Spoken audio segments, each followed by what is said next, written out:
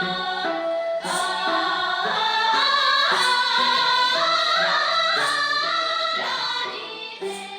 going to present a short video showcasing the remarkable impact of our Tibetan self-reliance and resilience program.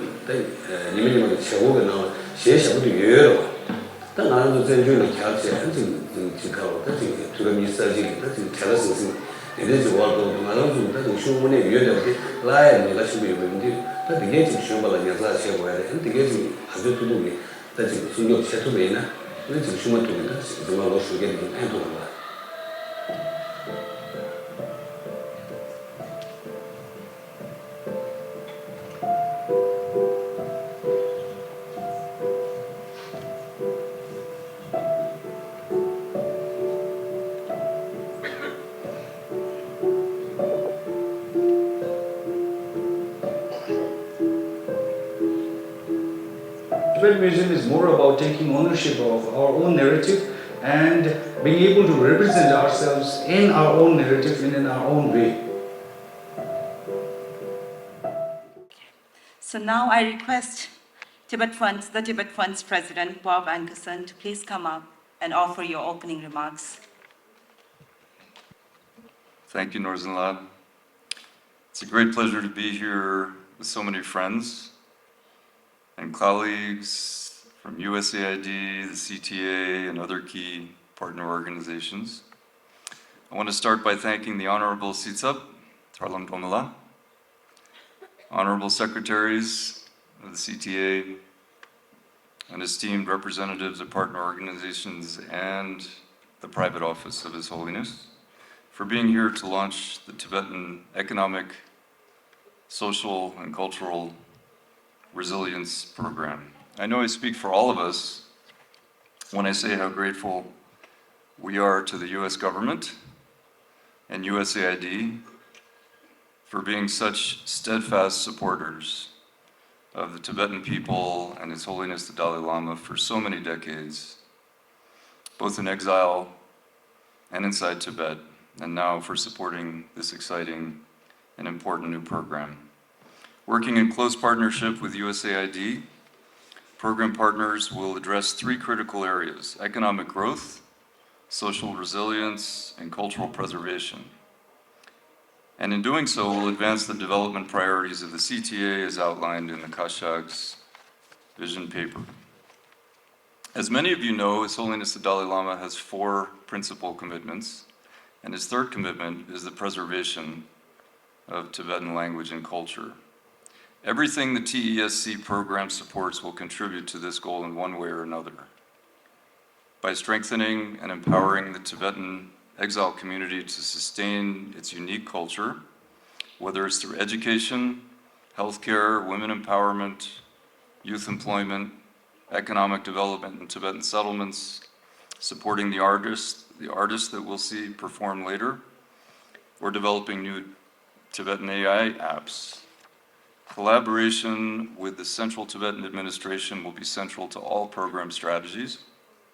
And by strengthening the CTA's capacity to lead development initiatives, the program will ensure its investments are both locally driven and sustainable.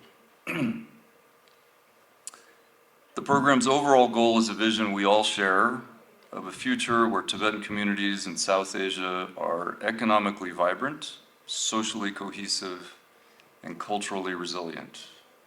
A future where Tibetan communities continue to thrive, carrying forward their unique heritage while advancing on the path to self-reliance and self-sufficiency.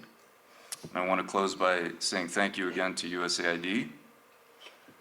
Your partnership and support in making this program possible is deeply, deeply appreciated, and to all our friends and colleagues for being here in touch today. Oh. I request Bobla to stay back here.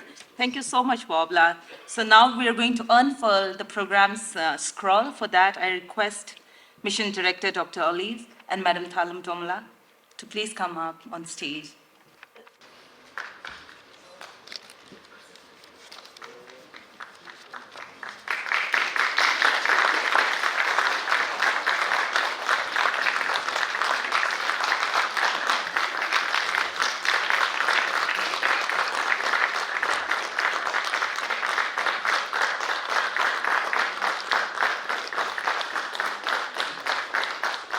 Thank you. Thank you so much, Dr. Olive, Madam Thalamla, Bobla. Next, I request Mr. Jingwin Namge, Secretary, CTA, Department of Education, to please come up on stage and share a few words on the new program, Empowered Tibet, Building Futures Through Education and Innovation.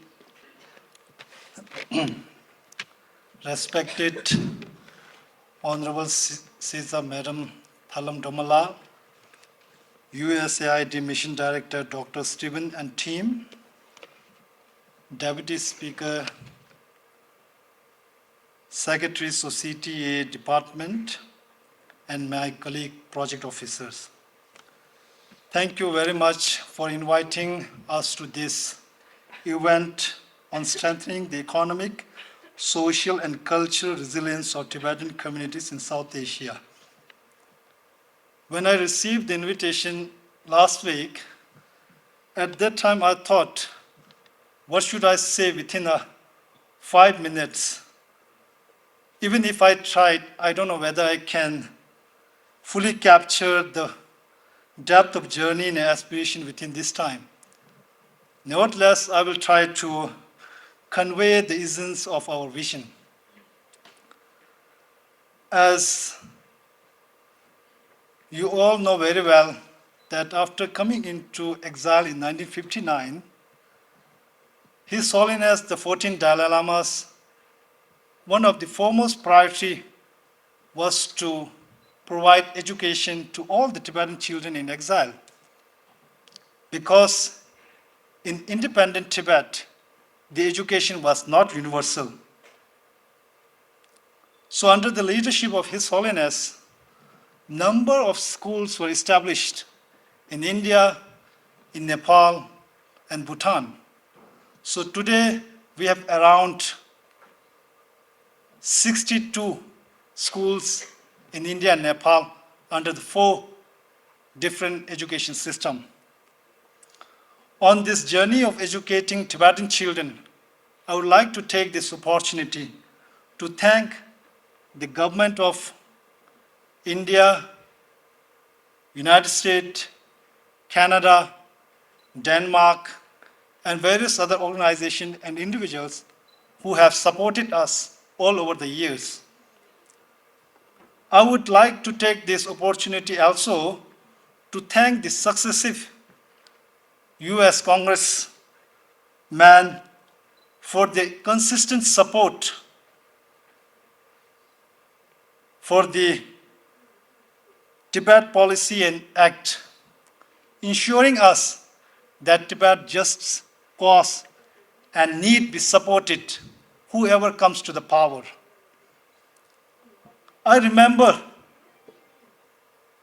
we used to receive the US Usha grant. I'm not talking about that popular Usha company in India. We used to have Usha fan or Usha machine. If I'm not wrong, that the full form of Usha is US support, US humanitarian aid to Tibetans. Perhaps that name was changed to now PRM, if I'm not wrong. So under these programs, we have received funds and support, and we have used them judiciously and wherever it is needed. So under the new phase, Department of Education is one of the consortium partners. And under the FAA program, we have introduced scholarship program. And we aim to build our capacity to receive the fund directly without going through any intermediary agency. Because of these supports, we Tibetans have established so many schools, and hundreds of Tibetan students have graduated from these schools, and they are now working all over the world. Because Tibetans are scattered, if I'm not wrong, around 30 to 40 countries. In fact, the Tibetan leadership in Dharamsala and also the Tibetan bureaucrats or civil servants are graduated from these schools. Last week, I attended the 25th founding anniversary of Sambodha Tibetan School Society. At that time, I mentioned that the current budget of the Central Tibetan Administration is around 330 crore, which is approximately US $40 million, which is very modest as compared to other administration. But even then, out of that budget, we spent around 31% to education. I believe it is way higher than Norway, which is 13%, Finland 5%, India 3%. So this is a matter of pride for us.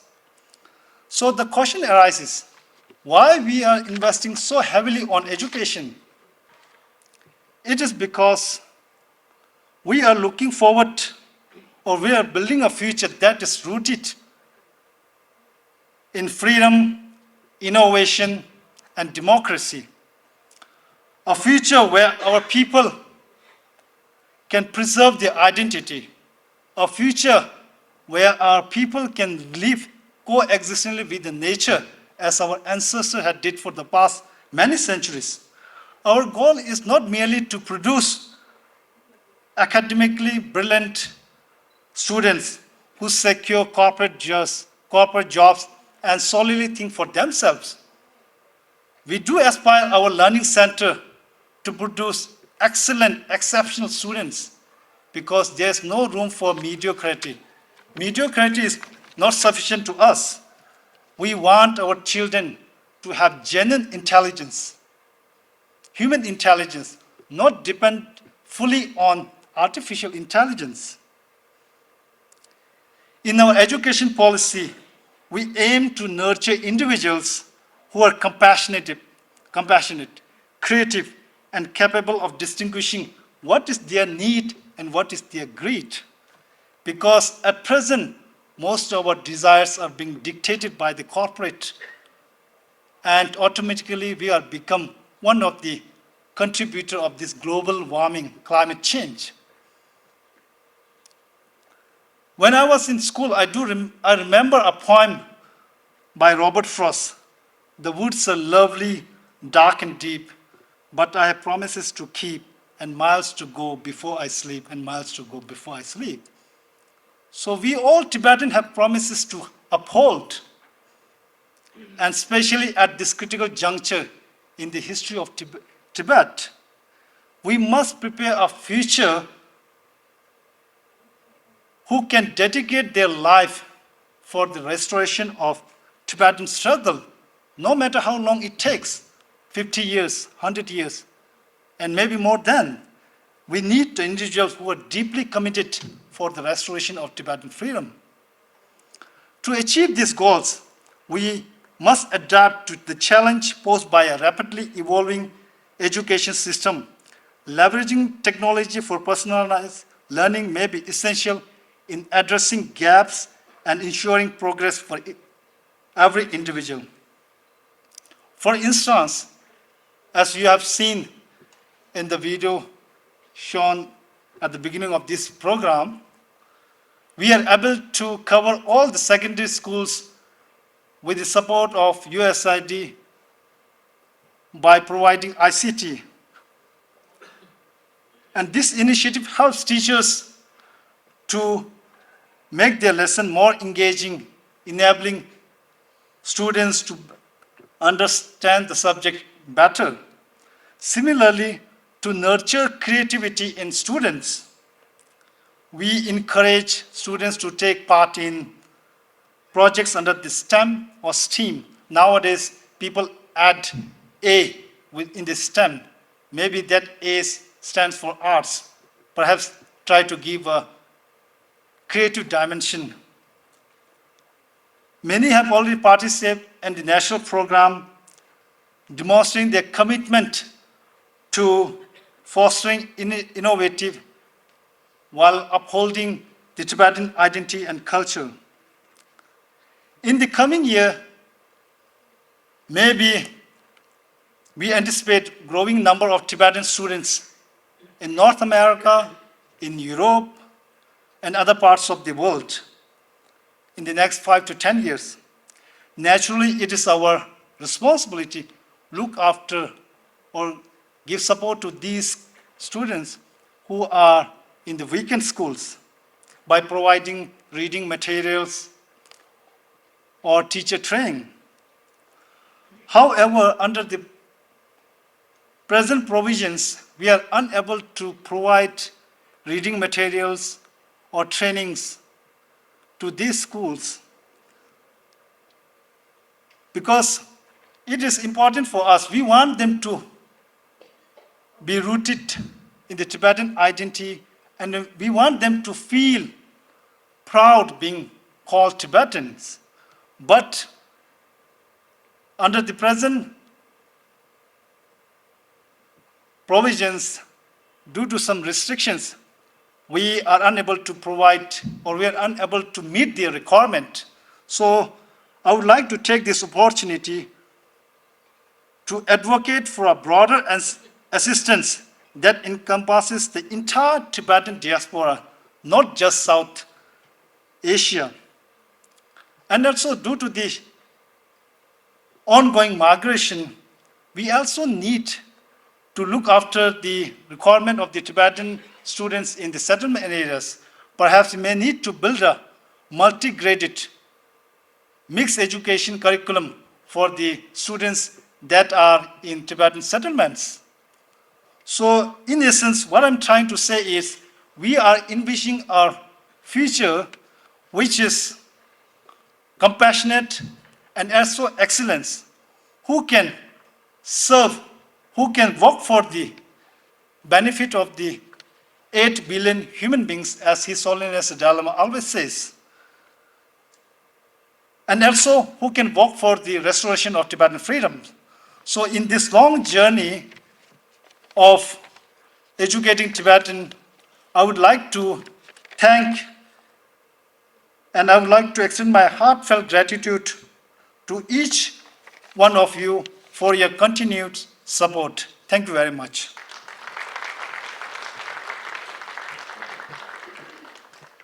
Thank you, Kumu Jingmela. Next, I would like to request Champa Pinsola, Secretary, CTA Department of Health, to please come up on stage and share a few words on the Every Mother and Child program.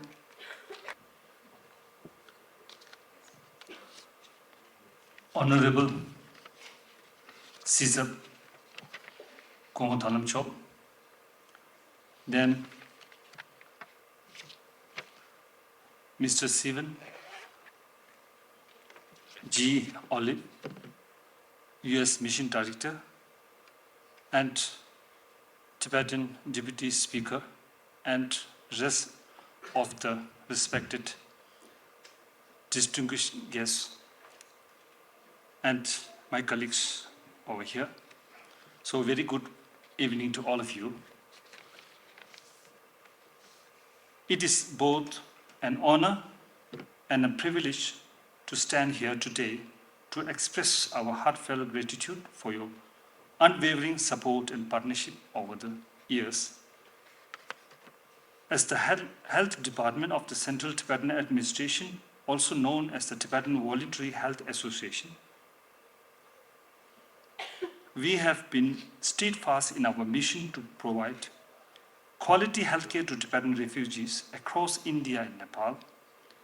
This mission, however, would not have reached its current level of success without the incredible assistance and resources provided by US aid.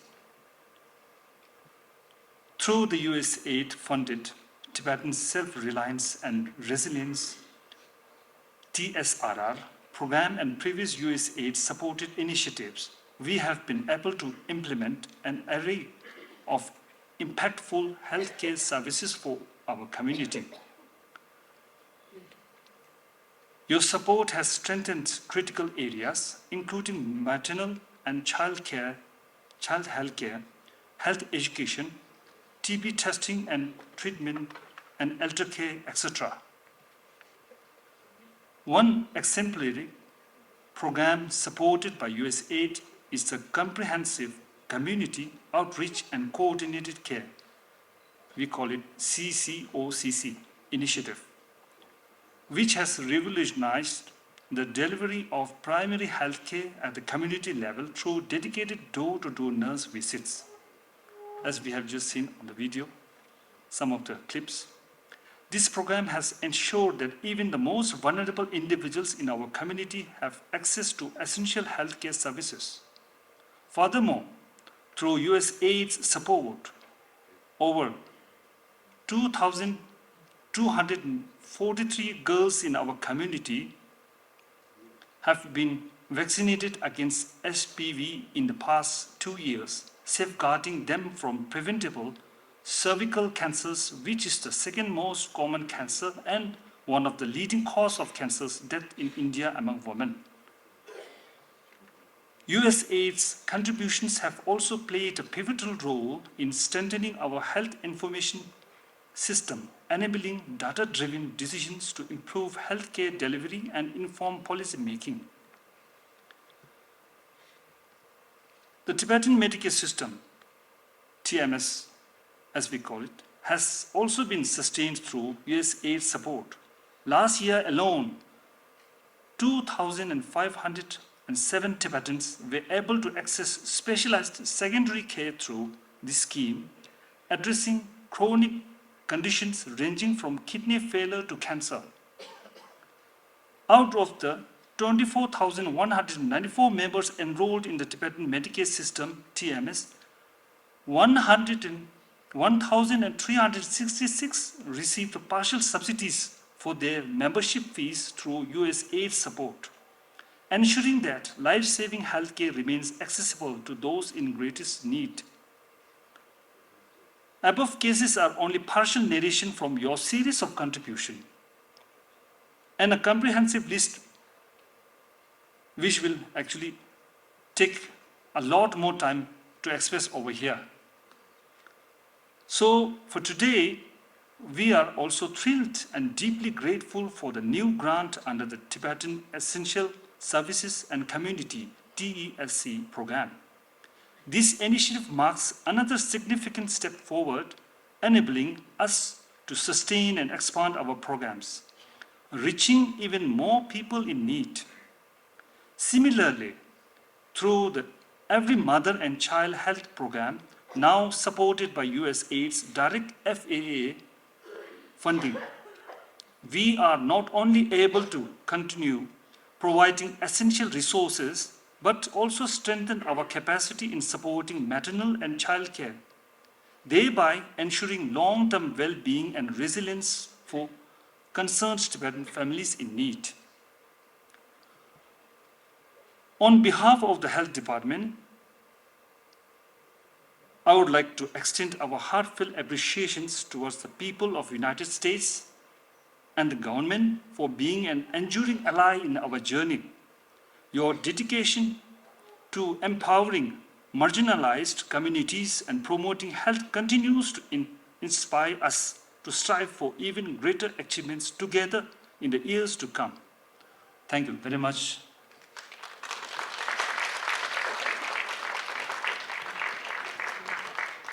Thank you, Kunga Champala. Now, may I invite Sring Tuntubla, Secretary, CTA Department of Finance, to please share a few words. Thank you. Good evening, everybody. Honorable Officiating Sikyong Kong Thalam Domala,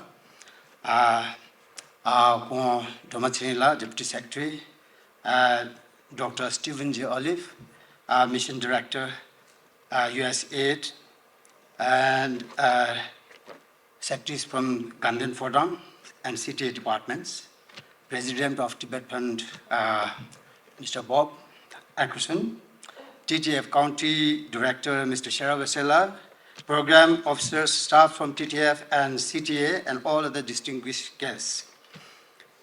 It is both an honor and privilege to stand before you today to celebrate the launch of USAID supported program, strengthening economic, social, and cultural resilience of Tibetan communities in South Asia, TESC.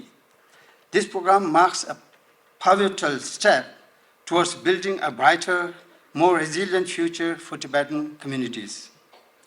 First, I would like to extend a heartfelt welcome to all our distinguished guests, particularly Dr. Stephen J. Olive for his first visit to Dharamshala. Your leadership and vision are vital to the success of this program, and your presence today underscores the significance of this launch.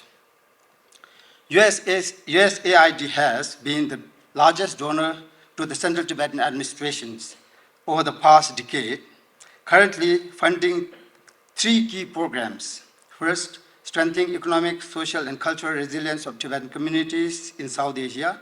Second, capacity building and sustainability initiative. And third, strengthening cultural resilience of Tibetan communities.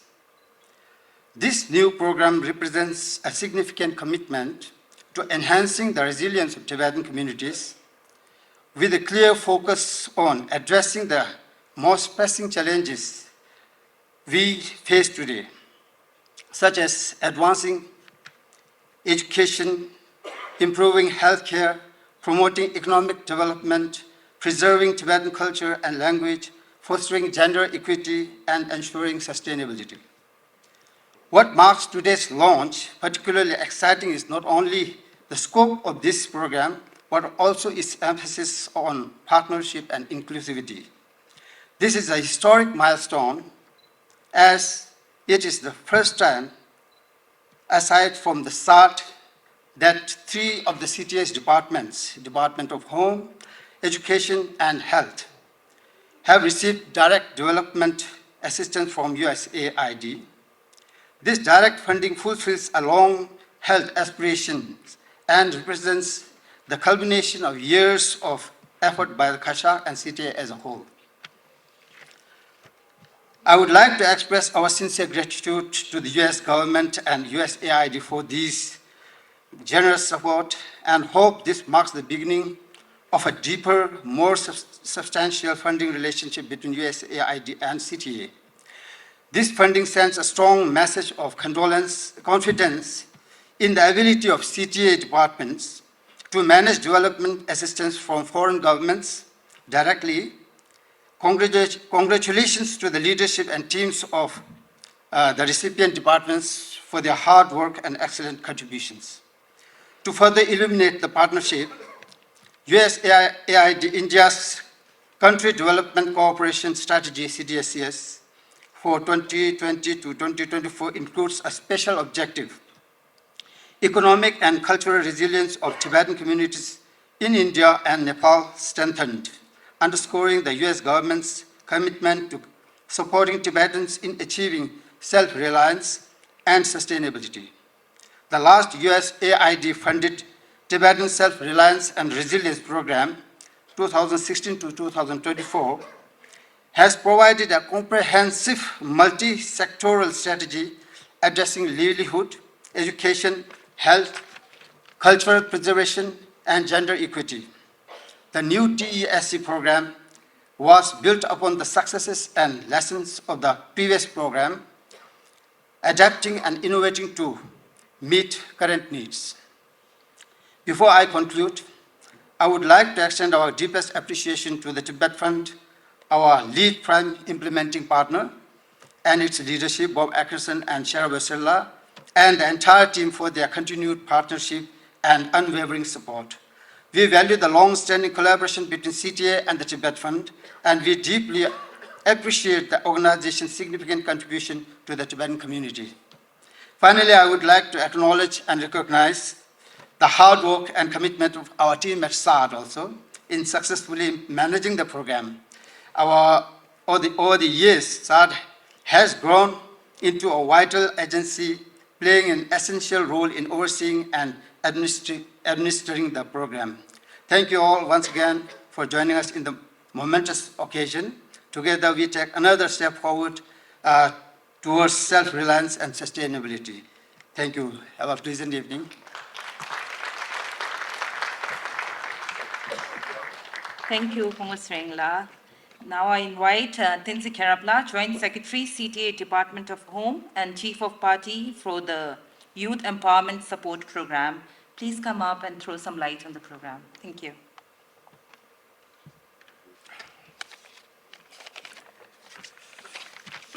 Honorable guests, dear partners from USAID, the Tibet Fund, and my esteemed colleagues from Central Tibetan Administration. Testle everyone. It brings me immense joy and pride to be here today as we mark the beginning of new and exciting chapter with the launch of Strengthening Economic, Social, and Cultural Resilience of the Tibetan Communities in South Asia program. This initiative, backed by our trusted partners, USAID and the Tibet Fund, is not just another project. It is the shared commitment to uplift and strengthen the Tibetan communities across South Asia. For many years, the Department of Home has stood as a pillar of support for our people, focusing on creating sustainable livelihood and nurturing the cultural fabric that binds us all together. Today, I'm especially excited to talk about one of the projects closest to my heart under the FAA program, our Youth Empowerment Support Plus initiative. For short, we call it YES Plus. The YES Plus program is at the core of our mission to build a stronger, more resilient Tibetan society. It is not just about offering trainings and opportunities. It is about investing in our future, that is our youth. The program is designed to equipping young Tibetans with the skills and confidence they need to thrive in the world that is changing faster than ever.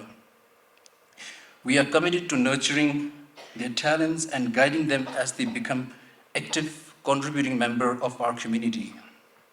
Thanks to the FAA support, YES Plus focuses on 3 key areas: skill training, employability, and enterprise development. We want our youths to say, hey, I got this, no matter what life throws at them. We are equipping them with in-demand skills so they become next entrepreneurs, community leaders, or simply young people who are empowered to be self-reliant and thrive in today's world. Remember, it's not just about making a living, it's about making a life. The TSC's programs focus on youth engagements fit perfectly with our vision for the YES Plus. Our youths are like the Wi-Fi signal of our community. If it is strong, everyone's benefit.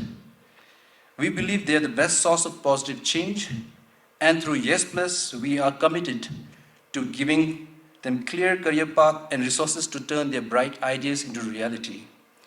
On behalf of Home Department, I would like to take this moment to extend my heartfelt gratitude to the USAID and the Tibet Fund. Your partnership and trust in our leadership has made all of this possible. Together, we have achieved so much already, and this new chapter will allow us to build on that strong foundation. Your support through the FAA program enables us to bring the vision of YES Plus into life, meeting the needs of our youth and paving the way for a resilient future. So before I wrap up, I want to speak directly to our young people. You're the reason we do what we do. Your energy, passion, and even the memes you share keep us all motivated. Department of Home is here for you, ready to offer tools, guidance, and support you need as you forge a path towards a self-reliant and thriving community. And remember, whenever you're in doubt, say YES Plus. Thank you, everyone. Testle. Thank you so much, Khenrapla. Now we will have remarks by Officiating Sikyong, Central Tibetan Administration, Madam Tharnam Tomala. Ladies and gentlemen, let us please welcome Madam La on stage.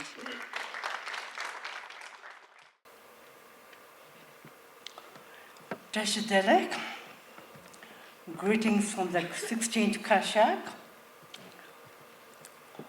Honorable Dr. Stephen J. Olive, and all the dignitaries who have assembled on the occasion of the launch of strengthening economic, social, and cultural resilience of Tibetan community in South Asia, I was just having all kinds of feeling while watching four young secretaries from 4 departments highlighting on what has been achieved and what they intend to do to strengthen. The strength and the foundation has been provided by Government of India and, of course, the wonderful support of USAID. And truly grateful to people of India, Government of India, and the government and people of United States of America, and of course, many other European countries. Now, Tibetans, after coming in exile, after the forceful occupation of Tibet by China, now it's almost 65, in fact, more than 65.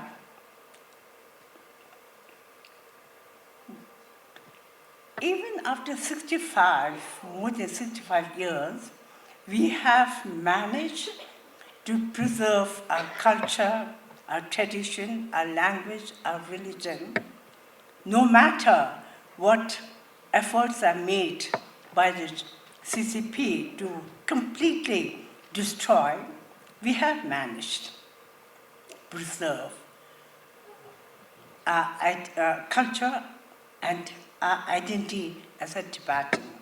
I think it's quite rare in the sense, after 65 years being in exile, it's natural for people to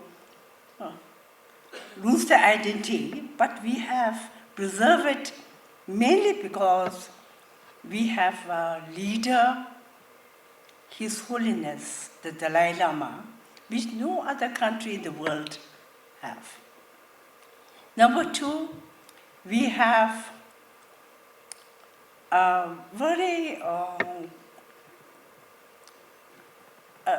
we Tibetan as a race, we are really strong in maintaining and facing any kind of situation to ensure that no matter how small our number, we can face the world. Now,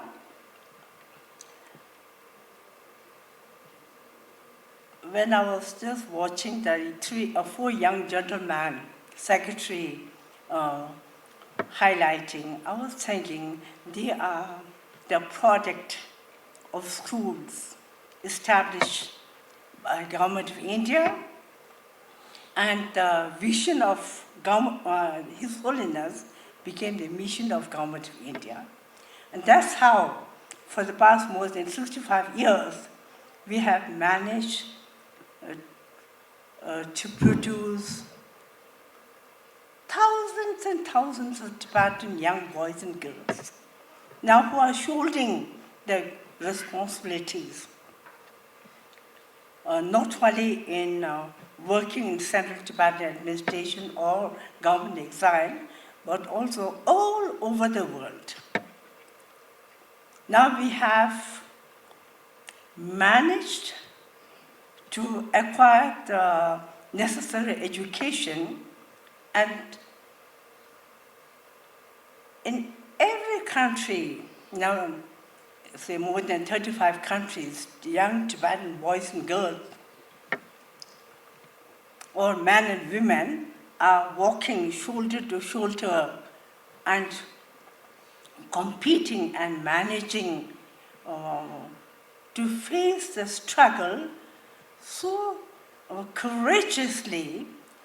I think that itself shows the strength of our Tibetan race, that we can, no matter how small our community may be, we can.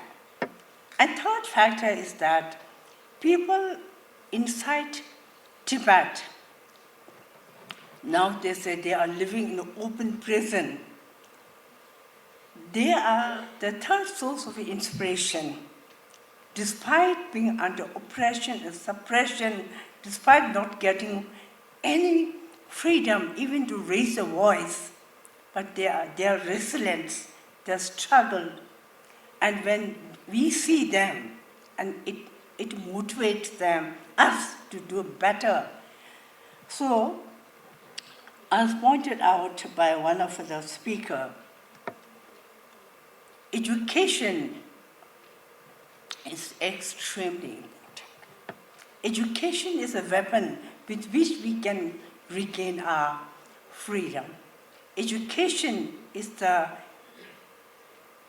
education with instilling human value in our Tibetan boys and girls, so that when they take up the responsibility, they will not only do it as a duty, but they will ensure that anything done will be done successfully with the human values intact. That is the reason now, in most of the, not even most of the, in fact, in every Tibetan school, we are trying to ensure that social, emotional, ethical learning, on which His Holiness has put so much stress, because it's not enough. We have educated people. We need people with human values and education. When these two goes together, then they can be extremely useful human beings, not only serve Tibetan people, but also the people beyond Tibetan community. And now the time has come, like we have reached a very critical period. Now the CCP strategy is that they just want to wipe out Tibet and the Tibetan out of this world. In the world map, they made it Xinjiang instead of Tibet. They've taken out Tibet. Now, when they felt, despite 65 years of brainwashing the Tibetan people, they failed to brainwash. Their faith, devotion towards His Holiness, and pride as a Tibetan could not be whitewashed. So now they have adopted a very dangerous strategy of starting the colonial-style boarding school, where now, as per latest information, about 1 million Tibetans from age ranging from 4 to 18 are forcibly put into colonial boarding school, and there they never get a chance to talk in Tibetan, hear Tibetan. Every day they have to recite, I'm a Chinese, I'm Chinese, I'm Chinese. And when these who are educated in a colonial-style boarding school, who never get a chance to learn Tibetan language, and they have been made to think they are Chinese. Then after 20 years, we are really afraid. We are truly afraid. So what we need to do is to ensure that the education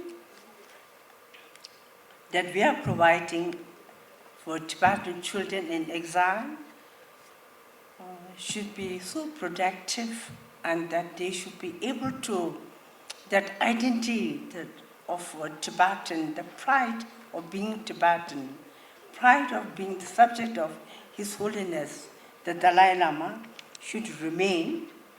And I was just going through one article.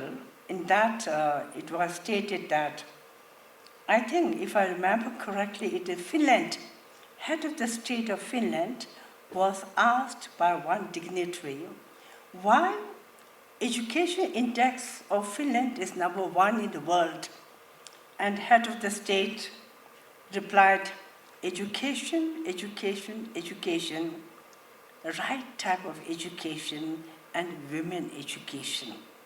So women education is very, very important, and right type of education all the more very important. Therefore, I would like to again thank USAID for the wonderful support, long-standing partnership. As I was telling Dr. Stephen, you have taken the charge as a mission director of USAID,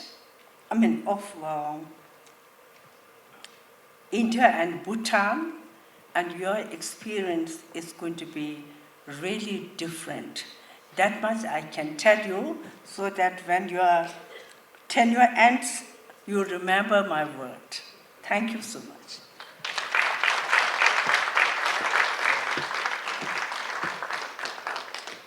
Thank you so much, Madam Sisabla. Thank you. Now we'll have the keynote address by Dr. Stephen Olive, Mission Director, USAID. Ladies and gentlemen, let us please welcome him on stage. Tashi Dalek, and good evening, everyone. It is a great honor and pleasure to be with all of you this evening at the launch event of Strengthening the Economic, Social, and Cultural Resilience of Tibetan Communities in South Asia, which is USAID's flagship program for Tibetans. I want to extend my sincere gratitude and thanks for the warm welcome that I've received from Officiating Shikong Chandra, from the Deputy Speaker, Tek Hung, and from all of the secretaries of the ministries here of the Central Tibetan Authority. It has been inspiring. It's been an amazing day for me to view the library, to view the museum, to hear you, to listen to your aspirations, to celebrate how far we've come in the last couple of decades, especially the last decade of a strong partnership with USAID and the Tibetan communities.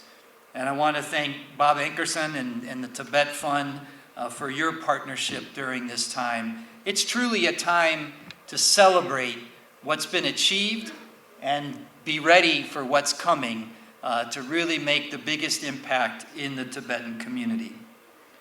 As we've heard today, and I know it's been very evident, that the United States stands firmly with Tibetans in enduring commitment to peace, compassion, and cultural preservation. During the summer when I was in Washington, I heard that message loud and clear, that the support from the American people is strong.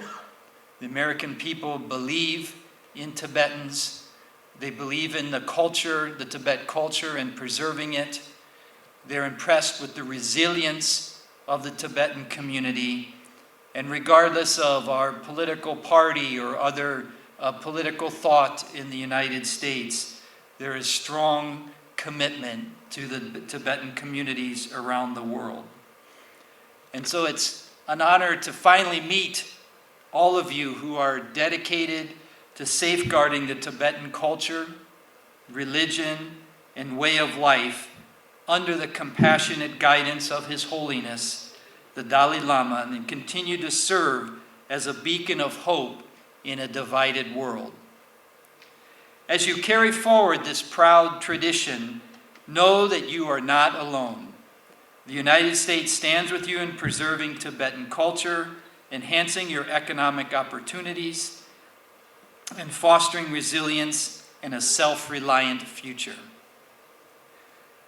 Building on our partnership spanning more than 2 decades, our gathering today is testament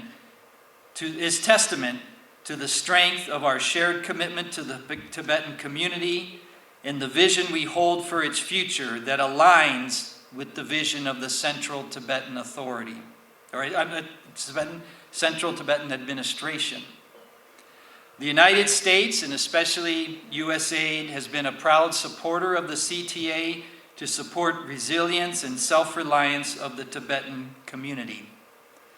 And so as you heard today, this is my first visit to Dharamshala to meet all of you. I had the distinguished honor and pleasure to be in Bangkok in Thailand, where we managed the programs for Tibetan communities inside China and the PRC. And in that experience, providing that vital support to our families, our colleagues inside of China, we followed 3 very important priorities. Number 1, we made sure that we did nothing that would put the health or safety of our beneficiaries, of our implementing partners, and those administrating the programs there in any harm's way. We were as flexible as possible to ensure their health and safety. Secondly, our priority was to be able to continue these programs. We all know that PRC authorities would rather not us being there and not have support for those communities. And so we made it a priority to do whatever we can to work within the authorities and the confines of that area and the local authorities to continue our programs.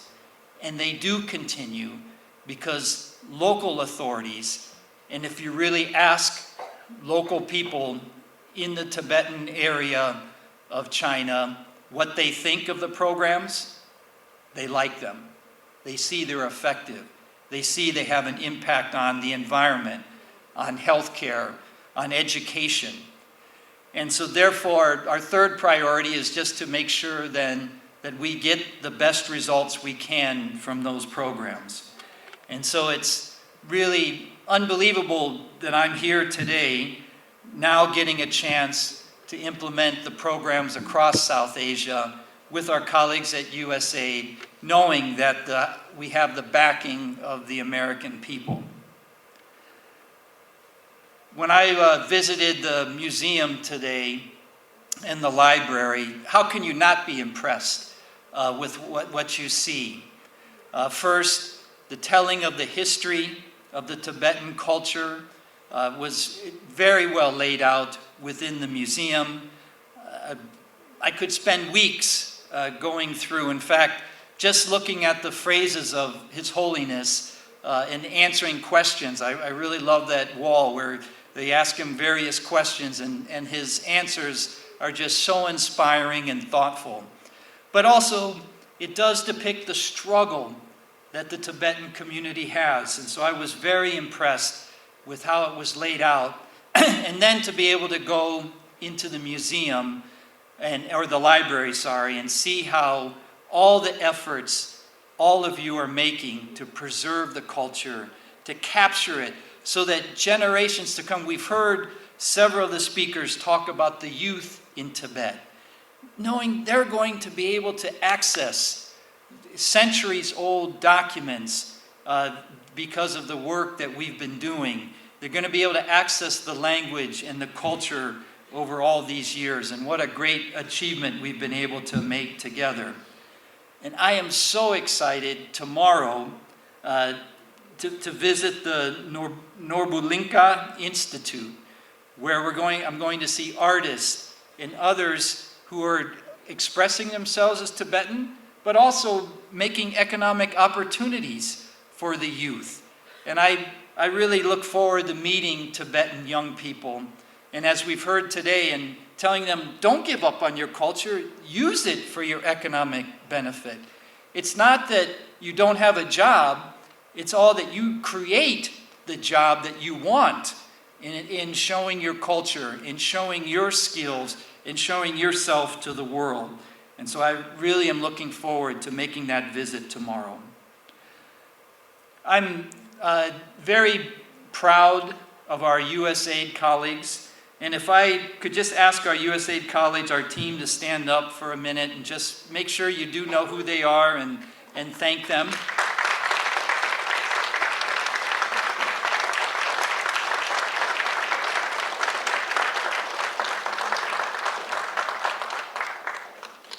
It was so important, so transformational for our colleagues here and others that are back in Delhi to come here and co-design and co-create this activity with all of you and your colleagues together.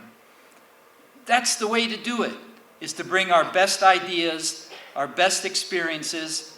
Yes, our funding comes with some constraints on it. Our Congress has specific ideas for it, but within those confines, to be able to come together and build a consensus on what we all think are the priorities and really then buy into them and work on them together. And so our 5-year program, in partnership with the Tibet Fund and the Central Tibetan Administration, will build on our shared commitment to help Tibetan communities in India and Nepal thrive. Through this initiative, we aim to support Tibetans enhancing their economic opportunities, preserving their culture, and strengthening community ties. We're focusing on practical steps like job training, career opportunities, and small business support. The youth of Tibet, listen to that. Job training, career opportunities, small business support, so that Tibetan families and young people can build livelihoods and financial security within their communities. Recognizing the vital role that they play in shaping the future, the Tibet Economic, Social, and Cultural Resilience Program will expand opportunities for youth to engage in meaningful ways, helping them to build a brighter future for all Tibetans. So alongside economic resilience, this program will celebrate the sustained Tibetan culture, supporting efforts to pass down your language and arts and traditions, ensuring that Tibetan identity remains strong and vibrant across generations. As I conclude, I want to emphasize our commitments to Tibetans about ensuring that your rich culture, spiritual traditions, and way of life continue to flourish from generations to come. So thank you very much for inviting me and our USAID team to be with you today to this important launch. And I am so looking forward to working with you over the next years on making the program successful. Thank you very much.